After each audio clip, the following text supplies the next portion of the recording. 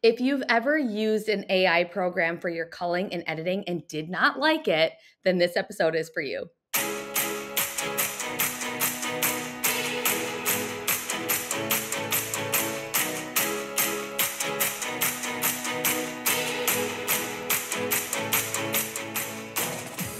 Hello, sunshine, and welcome back to the Gold Biz Podcast with me, your host, Rachel Traxler. Today, I have with me Justin from Aftershoot, which is a AI culling and editing program that we've recently started using in our business that I'm obsessed with and I love, and I'm so excited to start implementing for next year as well. And so we're talking about the breakdown about how to use it in our business, why it's beneficial, why it's different than other AI programs out there, and I'm genuinely so excited. I don't think I've ever been so excited to partner with a company and just use this in my business and in my workflow. This is a really good episode. But before we dive in, make sure you leave a review on the Gold Biz Podcast so I can see what you love most about it. I always love reading them. And then also that way you're automatically entered into this month's giveaway, which every month there is a podcast giveaway of a new prize, a new digital download, anything fun. Every month is different and it's new. So make sure you go leave a review to be entered. All right, without further ado, let's get into it. Grab your notebook because this is a good one.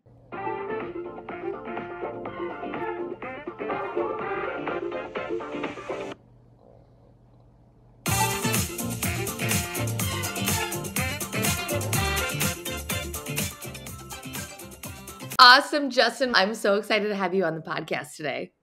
I couldn't be more excited to be here. Thank you for having me. Me too. Oh my goodness. And so just tell us a little bit about just briefly who you are and how you kind of started Aftershoot.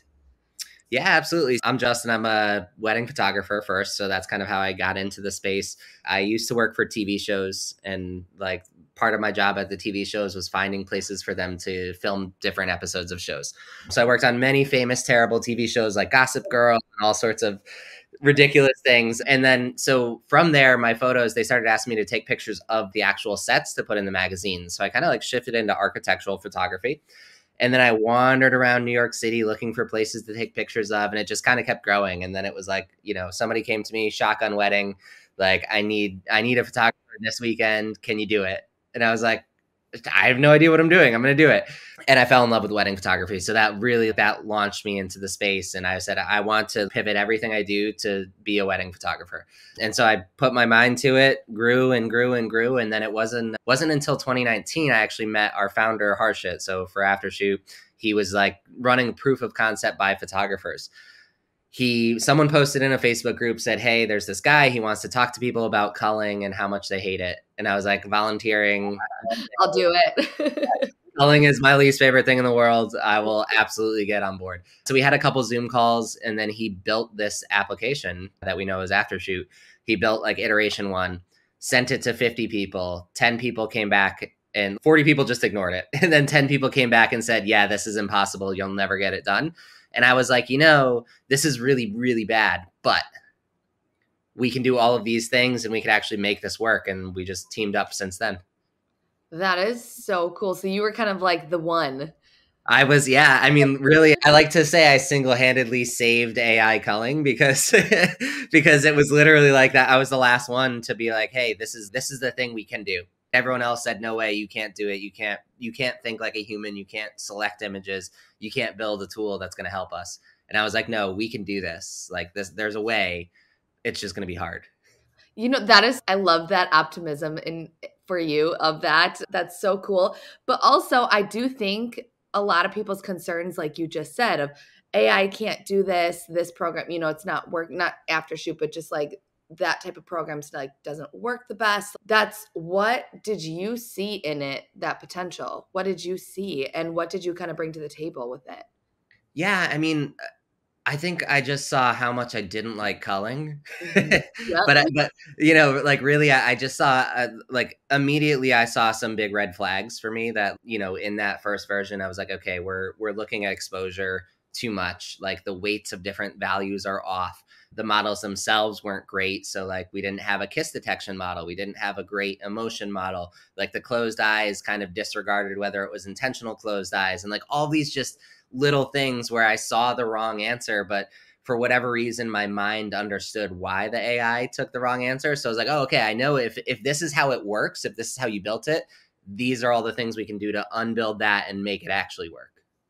Yeah, so that's cool too with that. And can we talk a little bit about, because I do think a lot of people have hesitation around it, like feeling like it takes the creativity out of it for themselves and all of that stuff. But I view it as it can be a huge blessing too. So can you talk a little bit about why Aftershoots may be different? Because I know that there's also other AI programs out there. Can you talk about the difference that makes Aftershoot what it is?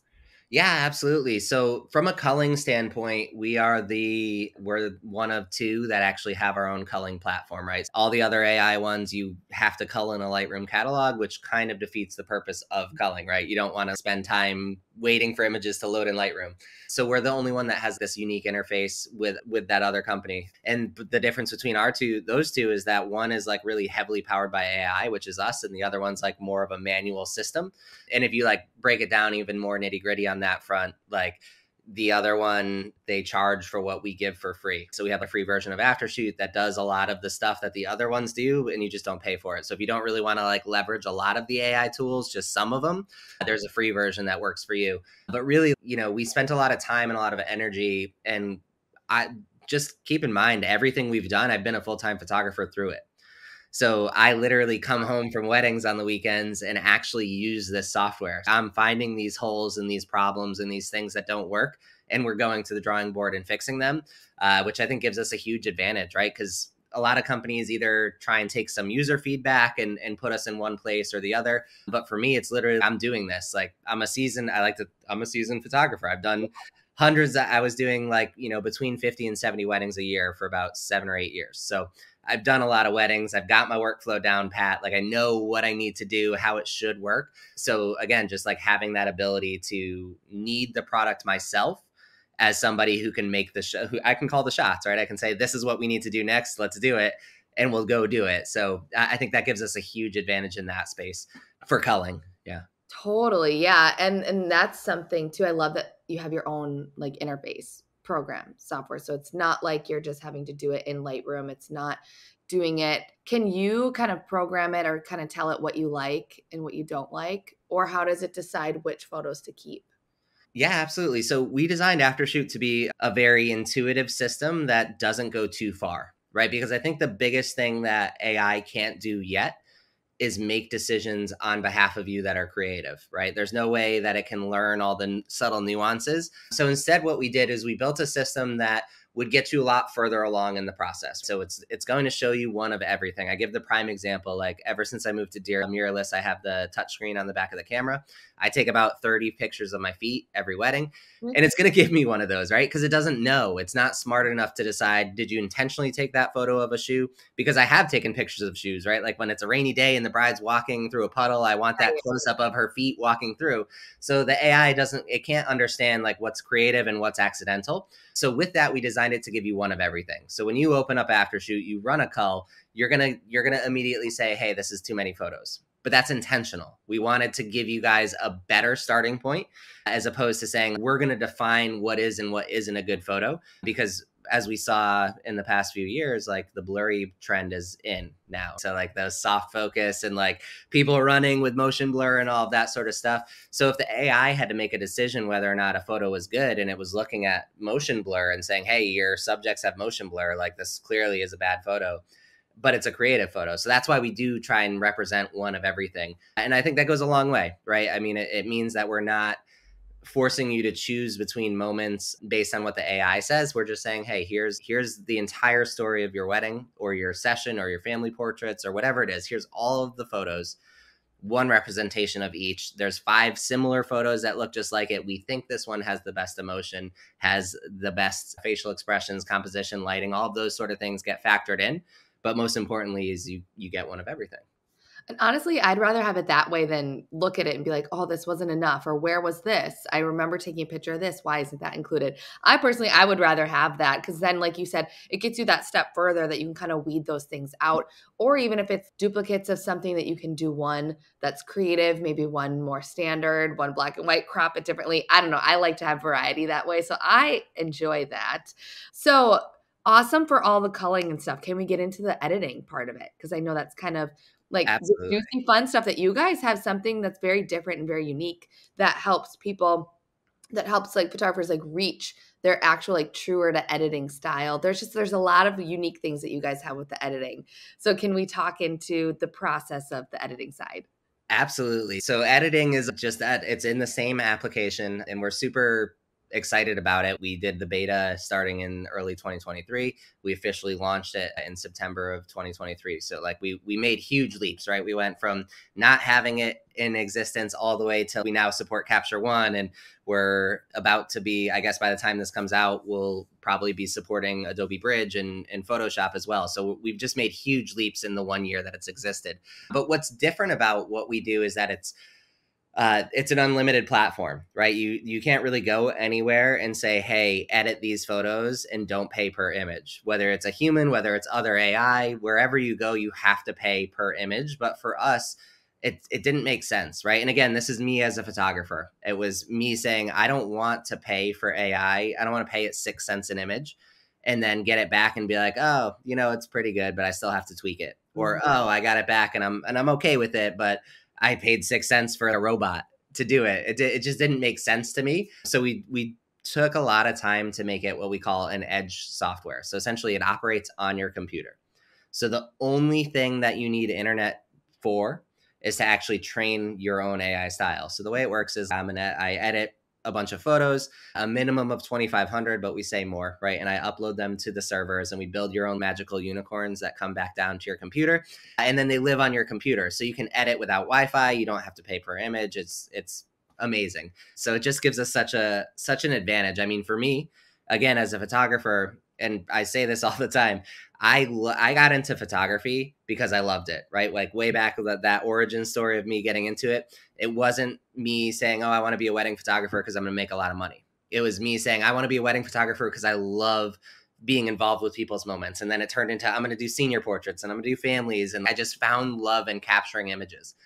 By say 2017, I had so many weddings, so many sessions. I got so overloaded and I just keep raising my prices and I keep booking and you just couldn't hold it back. And at that point I was just burnt out. I stopped taking pictures of things I enjoyed taking pictures of. And it really did turn into a job. And so for me at that point, I like not taking pictures for fun was a huge drawback to being a photographer for me. And actually this past year, it's the first time I brought my camera out just to take pictures because it doesn't matter. AI calls it, AI edits it. I'm not paying for AI to do that stuff, right? I have unlimited images. So all my weddings are covered, but then also all my personal stuff. I can just go plop it in and have fun and experiment and play around. And my work, my professional work, my wedding work actually improved by doing this because I started just like taking the camera out and playing. And I would stick my kids in like little pockets of light for fun.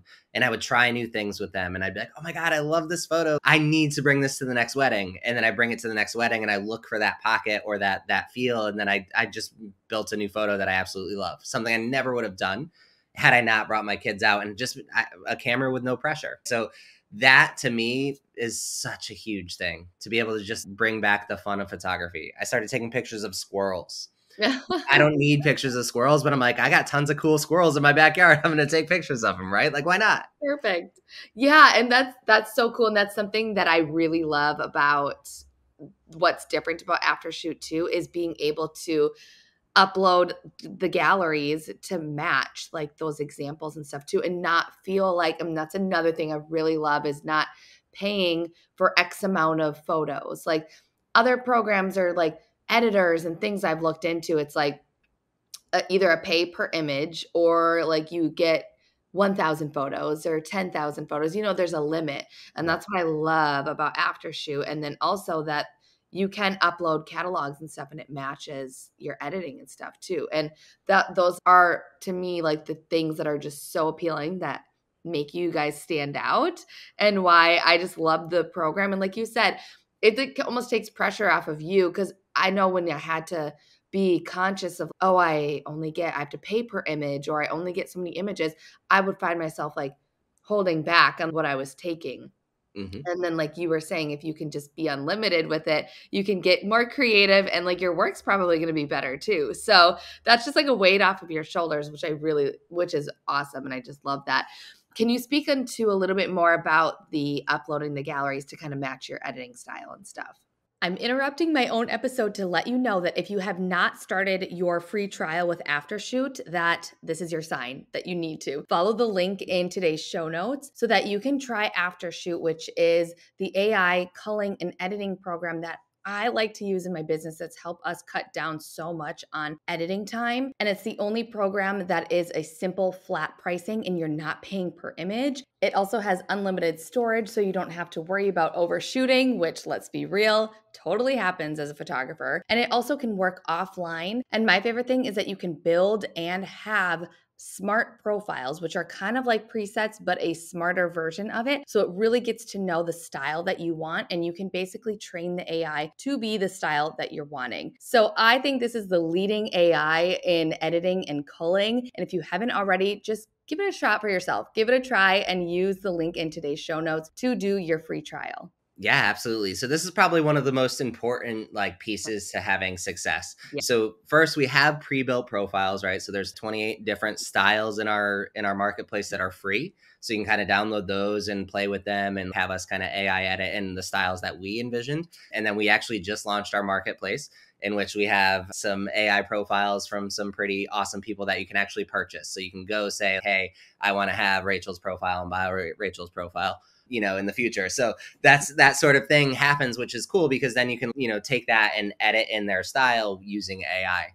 But when it comes to building your own AI profile, this is one of those things where if you do it wrong, you're probably going to have like less than favorable results, just because a lot of people think, oh, I need to show AI only the good photos that I take. Right? I want to show it the dream of the final result that I want it to understand. But then what that means is that it only understands how to do what you've taught it. And I put AI down as like the dumb assistant, right? It's the same with culling, right? Culling learns your preferences over time. The more things you change in Aftershoot, it gets smarter. But they're really like, AI is not intelligent. AI is basically repetition. So what the AI is going to learn from your editing style is only what you teach it. And it's that assistant that you can't talk to, right? I can't say, oh, when it's sunny, I want you to do this. You have to say, here's 500 sunny day photos, and this is the end result that I got from all these different conditions in the sun. And then it's going to say, okay, so when I see the sun, I should edit like this.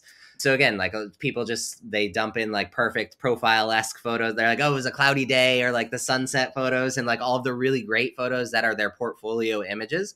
And the AI only knows how to do that. So then when you go into a condition that's different, it's super confused and it's okay, I'm going to edit this just like you would on that perfect condition and it looks terrible. So really, like, you want to give it everything.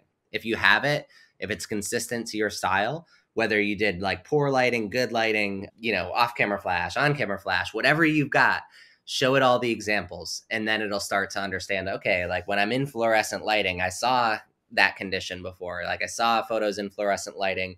Now I have to go reference those and start editing like that when I get to this one. Yeah, and I think that's the difference between other AI softwares and stuff too, is that we're so focused on those portfolio images that when we get the editing back that the AI did of other unideal lighting situations, we're like, we don't like them. And then they don't like anything, then the whole thing was not good. So I love that Aftershoot like prioritizes those photos too, because then you can train the AI to know how to edit those. And I think that's key, because I think those not portfolio images or like unideal lighting situations, those are the images that are going to make you like the whole gallery when those are done right. Exactly. Versus holding you up.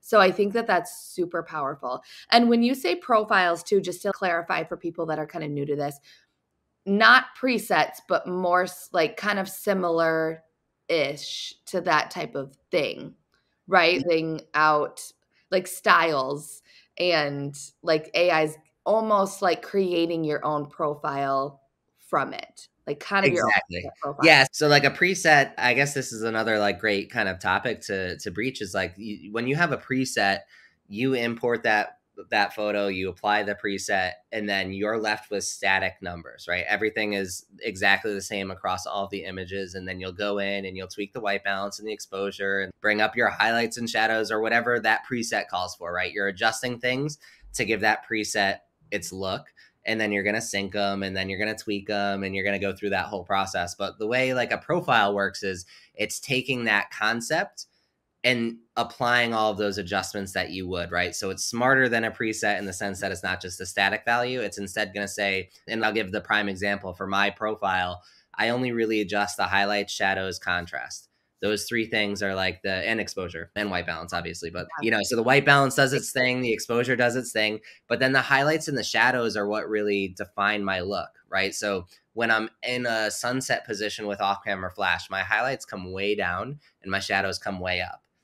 But when I'm doing like a more contrasty, moody look, it's the opposite. My highlights come up and my shadows come down because I want the highlights to be bright and the shadows to be dark. But the AI can learn that, right? So when it knows when I'm doing those like kind of creative detail shots with a lot of contrast to bring those highlights up and those shadows down. And when I'm in a sunset, it does the opposite. Essentially, that's kind of the big thing that sets it apart is you can open a gallery with all of those tweaks that you would normally do by hand pre-done for you. And now, is it 100% accurate? No, it'll get it wrong. It's even with my profile. Like I have this amazing profile. 95% of my work is done, but then there's going to be a couple photos where I'm like, I do want to tweak this a little bit differently.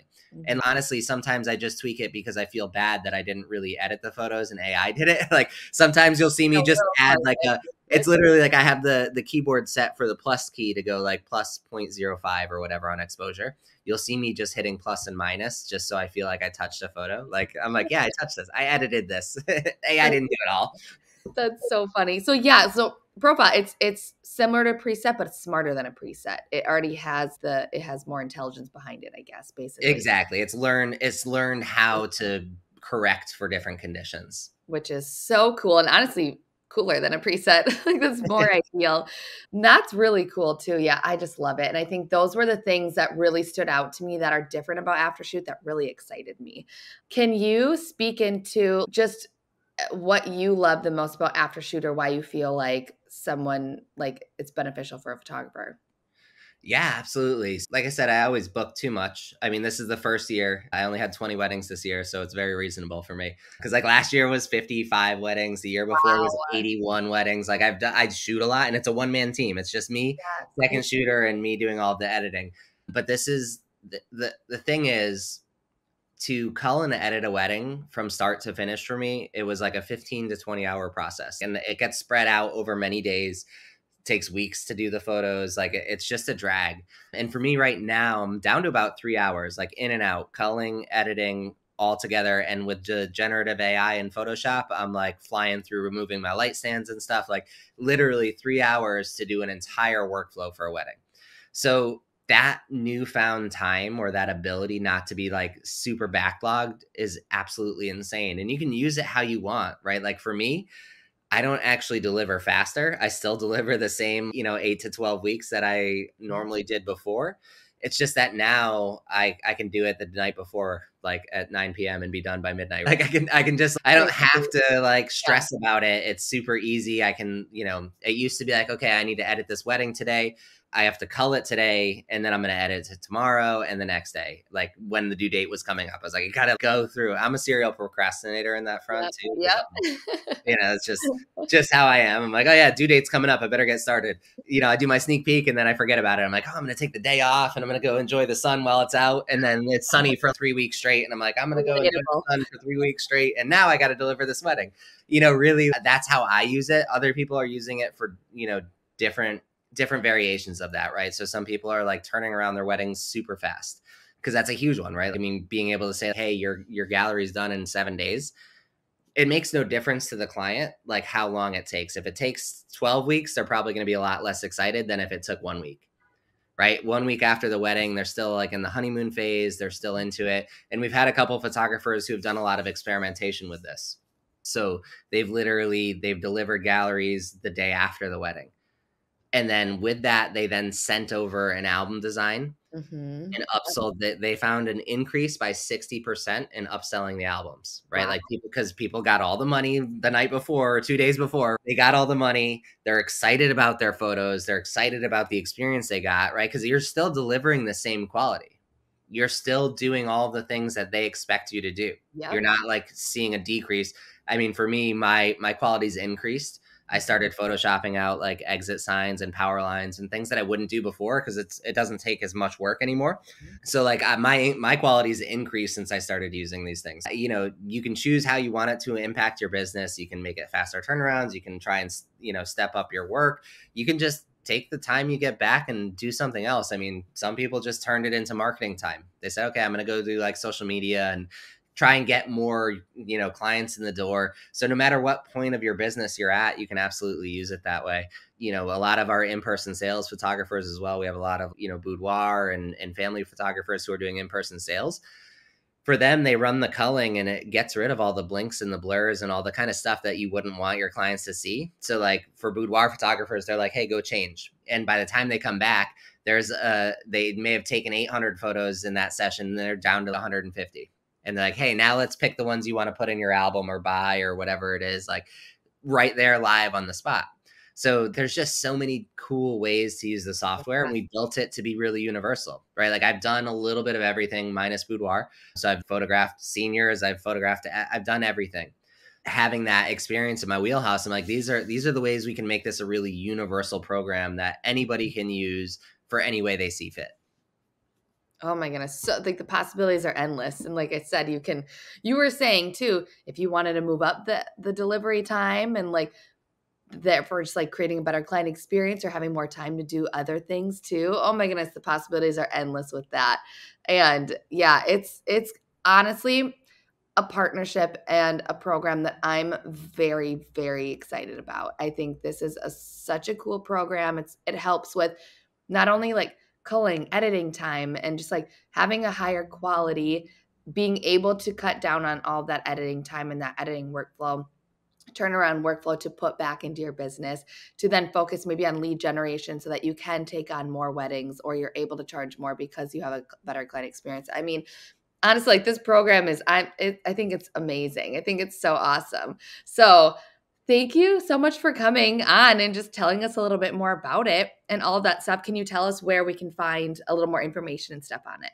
And Yeah, you, absolutely. of course. Absolutely. Yeah, Aftershoot, it's aftershoot.com. And then I think hopefully you'll link a link in the things to your spot. But yeah, so aftershoot.com. We're on Instagram. It's Aftershoot Co. I mean, we do have a Facebook community as well. So the Aftershoot Facebook community, it's just called the Aftershoot community. It's pretty active. You can kind of ask questions. I go live in there all the time and show off new features and, you know, teach people how to use it. So we're always there and happy to, you know, talk to everybody on that front. And then if you want to learn more about me, I'm at J Benson Photography on Instagram. So you can find me there and harass me as much as you want there as well.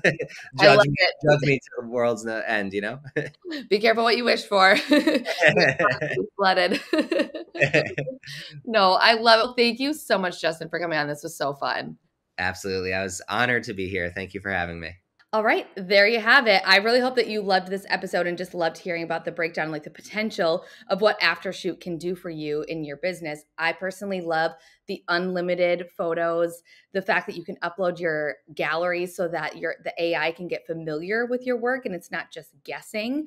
And also the profiles. The smart profiles are absolutely key. I'm really excited and hopefully we'll have my profile on there soon. So hopefully you loved this episode. Make sure if you haven't, go to the show notes and start your free trial with Aftershoot. Just give it a go. Know that it takes some time as you're submitting your galleries to have it be familiar with your editing style, and know that that takes a little bit of time, but it is so worth it. So I'm really excited. But thank you so much for listening to this episode. I hope you loved it, and I appreciate you so much. As always, keep shining, and we'll see you next time.